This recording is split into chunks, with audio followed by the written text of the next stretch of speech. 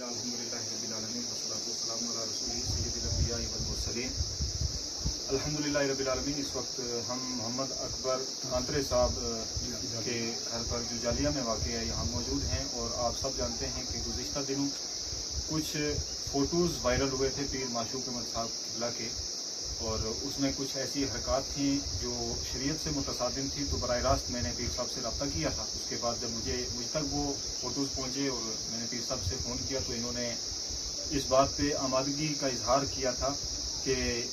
یہ جو کچھ بھی ہوا ہے یہ غلط ہوا ہے، اور اس سے میں تائب ہو کر کے اللہ کی بارگاہ کی طرف رجوع کرنا چاہتا ہوں۔ تو اس سلسلے میں آج میں ان علماء کرام کے ساتھ میں مفتی غلام محمد نعیمی صاحب، حضرت مولانا سید فاضل حسین قادری صاحب موجود ہیں، اور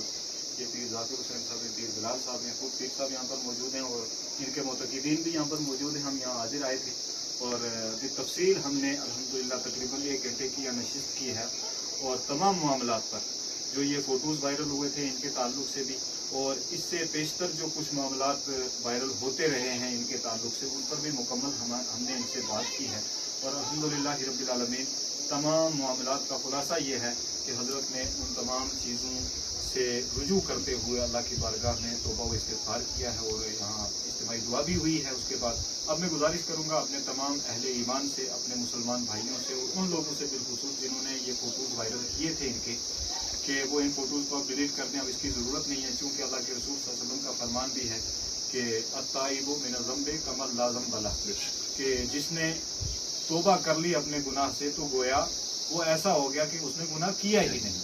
تو اب الحمدللہ ہم سب یہاں پر موجود تھے، علماء اہل سنت و جماعت، اور حضرت سلطان العارفین کا بڑا فیضان ہے، اور ان کے خاندان کا بھی، حضرت بابا داؤد خاکی علیہ رحمۃ و رضوان، یہ وہ لوگ ہیں، ان کی نسل سے ہیں، اور اس سلسلے سے ان کا تعلق ہے کہ جن کے بہت سارے احسانات ہیں اس